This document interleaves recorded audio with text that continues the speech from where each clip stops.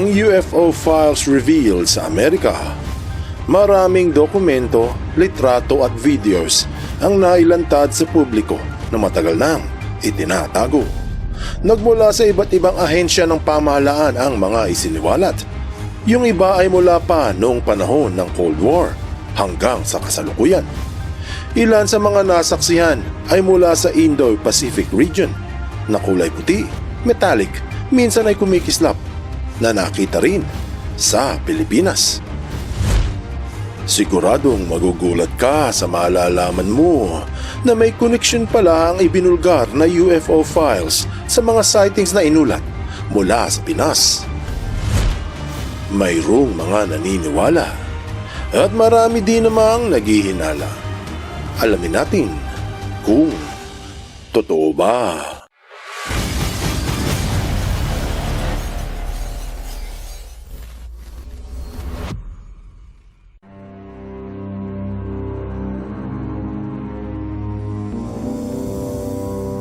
Sa mga inilabas na UFO o UAP files, humigit kumulang 160 na dating classified documents ang ngayon ay isinapubliko. Galing ang mga ito mula sa iba't ibang ahensya gaya ng Department of Defense, FBI at NASA.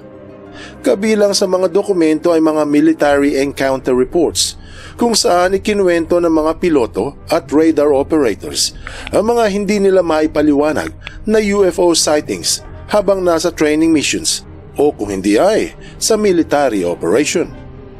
Ipinakita mismo ang mga radar detection ng mga bagay na sobrang bilis gumalaw at bigla na lamang nawawala sa tracking system. Naglabas din sila ng ilang mga litrato at infrared videos na matagal nang pinag-uusapan pero ngayon lang masasaksihan. Subalit ang pinaka nakapagtawag pansin ay yung mga report na may kinalaman sa Pilipinas. Marami sa bansa ang hindi naniniwala sa mga inilabas na UFO files at kasinungalingan raw na ang UFO ay mga aliens. Tama naman na baka nga hindi ito mga aliens. Kung titignan ang ibig sabihin ng acronym na UFO, ito ay nangangahulugang Unidentified Flying Objects. Sa Tagalog ay lumilipad na bagay pero hindi matukoy kung ano. Kaya nga sinabi na unidentified dahil nga hindi nila alam. Upang maiwasan ang mga haka-haka hinggil sa aliens, binago ang bansag at tinawag itong UAP o Unidentified Aerial Phenomenon. Daang-daang dokumento ang isinapubliko ng gobyerno tungkol sa mga hindi maipaliwanag na sightings sa himpapawid at kaya muling nabuhay ang interes ng publiko sa katotohanan na matagal nang ikinubli. Kasama sa mga files ay ang pagkumpirma sa sikat na Tic Tac encounter noong taong 2004 kung saan nakakita ang mga piloto ng USS Nimitz ng puting hugis kapsula na mabilis na lumilipad sa ere. Inilabas din ng ilang Apollo mission transcripts kung saan may mga astronaut na nag-report ng kakaibang ilaw habang sila ay nasa kalawakan.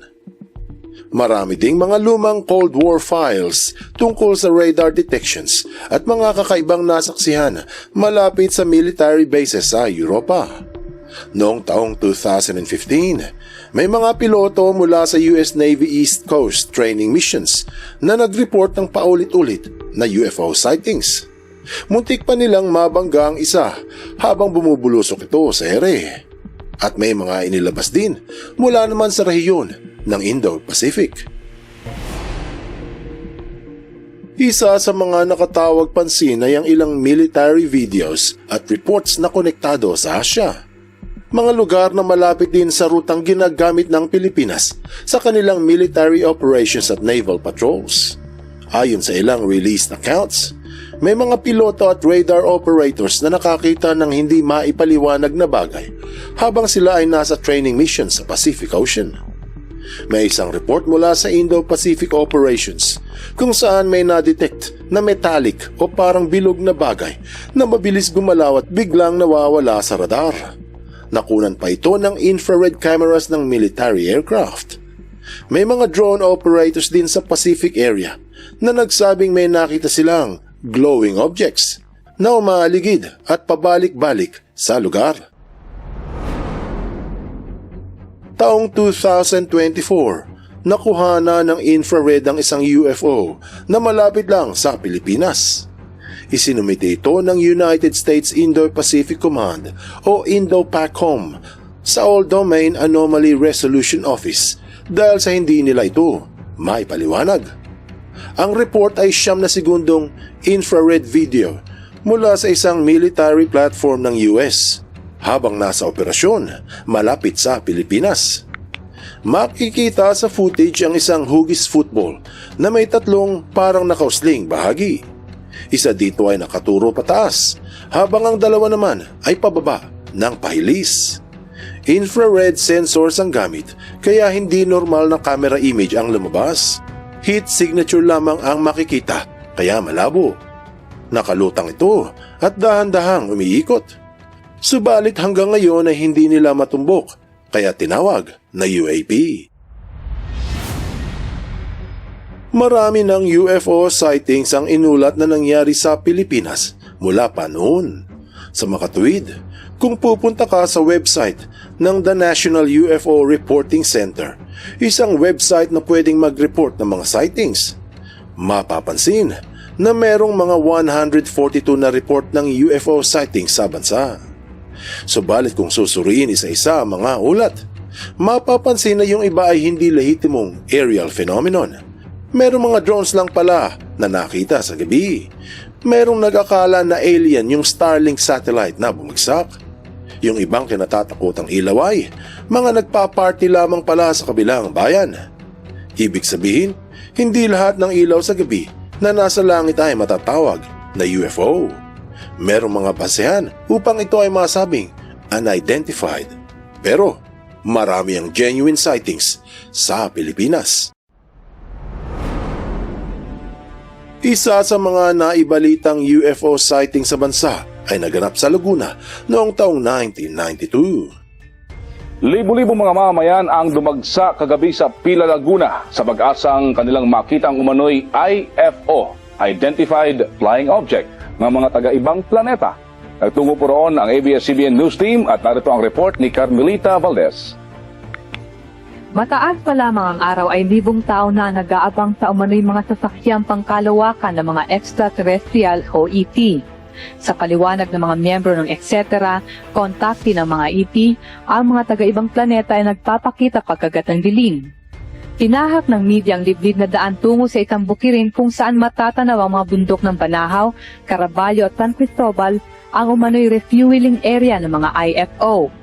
Pero kung hindi ka naniniwala, dito, magbabago ang iyong pananaw.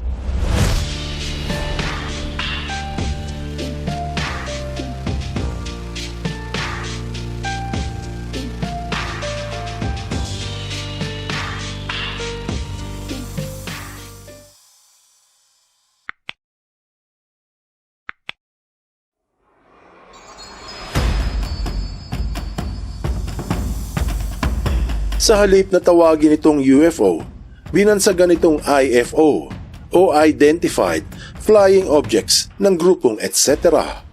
Dahil raw sa alam na nila na extraterrestrial talaga yung lumilipad sa ere. Ang samahang etc. ang pinaniniwala ang binigyan ng mga aliens ng mensahe upang ipakalat sa buong Pilipinas.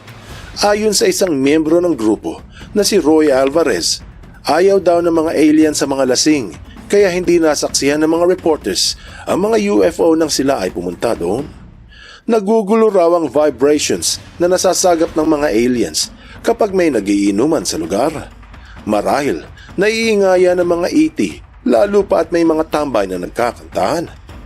Marami pang pinahayag ang grupo hinggil sa UFO, pero hindi lahat ng taga-roon ay naniniwala sa pahayag ng samahan. Noong buwan ng Abril taong 2015, naging viral sa social media at mainstream ang video ni Paulo Gallardo. Ang UFO sighting ay nakunan habang bumabiyahe sila sa diversion road sa Lubao, Pampanga.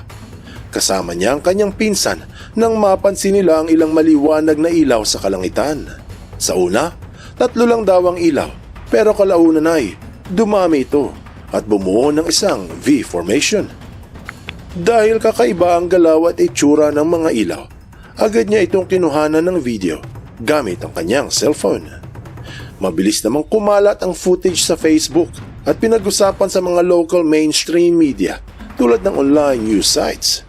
Nagbigay ng pahayag ang ilang astronomy groups sa Pilipinas na posibleng konektado ito sa military exercises noong mga panahong iyon. Buwan ng Marso taong 1984, naging usap-usapan sa Ormoc City, Leyte ang isang kakaibang insidente na umano'y nakita ng 4 na grade 5 students mula sa Valencia Elementary School sa Barangay Valencia.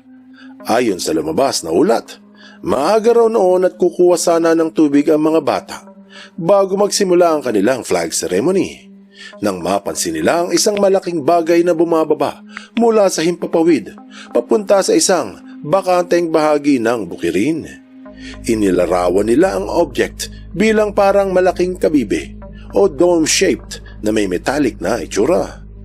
Tahimik lang itong bumaba at walang malakas na ingay. Mabilis itong kumalat sa barangay at umabot pa sa ilang national newspapers. Pero hanggang ngayon, walang opisyal na investigasyon na ginawa. Marami pang mga kakaibang UFO sightings na inulat mula sa Pilipinas. Kabilang dito ang dancing light sa Cebu noong late 1990s, kung saan may mga residenteng nakakita umano ng maliwanag na ilaw na gumagalaw. Mga bandang 1998 sa Tondo, may lumabas na balita tungkol sa isang transparent na bilog na lumulutang sa ere. Sa Los Baños noong taong 1977, may witness na nag-report ng 3 maliwanag na bagay na mabilis lumipad sa iba't ibang direksyon. May balita mula Quezon Province tungkol naman sa glowing orbs sa bukirin. Sa Mount Banahaw, ilang pilgrims at hikers din ang nagkwento tungkol sa glowing discs at misteryosong ilaw na nakita malapit sa bundok. Kaya ang tanong ng marami ay, ano ang koneksyon ng UFO files sa Pilipinas? May mga nagsasabi na ang koneksyon sa Pilipinas ng mga inilabas na UAP files mula sa Indo-Pacific ay strategic geography. Mahalaga ang lokasyon ng Pilipinas sa Asya kung magkakaroon ng ikatlong digmaang pandaigdig. Kung matatandaan, inireport sa Global News noong taong 2025 na muntik na raw magkaroon ng World War III noong taong 1982. Base sa report, nagkaroon ng isang insidente sa Russia kung saan aksidenteng bigla na lang nag-ready to launch mode ang kanilang mga missiles at ang mga ito ay nakatutok sa Amerika. Ayon sa ilang conspiracy theorists, dahil sa lokasyon ng Pilipinas, pwede itong magsilbing isang observation point para mabantayan ang galaw ng mga militar sa karagatan. Kumbaga, gagawin tayong watchtower ng mga extraterrestrials kung magkakagera.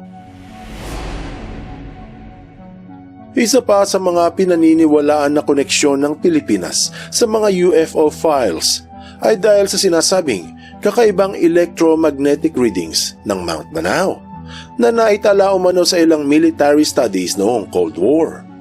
Ito din di umano ang dahilan kung bakit pinaniniwalaang merong healing power ang bundok. Kung matatandaan, noong 2001, ibinalita pa na ang Banahaw ay isang mystical energy center. Marami ang naniniwala na ang bundok ay may special energy, kaya mas magaan o kakaiba ang pakiramdam kapag nandoon. May mga nakakakita ng ilaw sa gabi at mga saksi sa mga UAP. Dinarayo ito ng mga pilgrims dahil tinuturing na isang sagrado. Kung totoo ang mga sabi-sabi, marahil naaakit ang mga UFO sa kakaibang electromagnetic field ng bundok.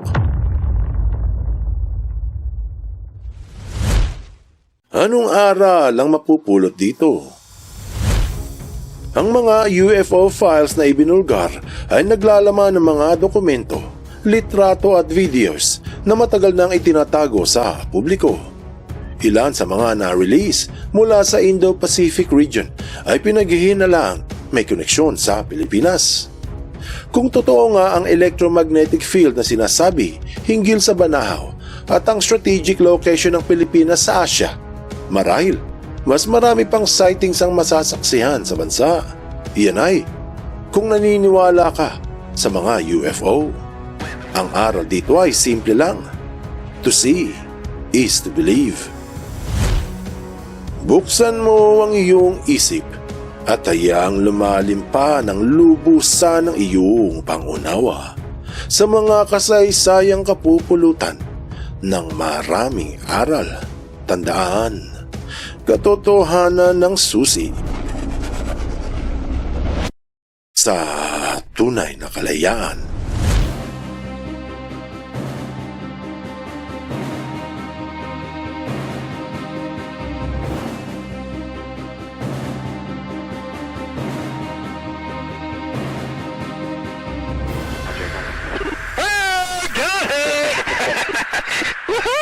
Roger. There's troubleshooting as soon as I get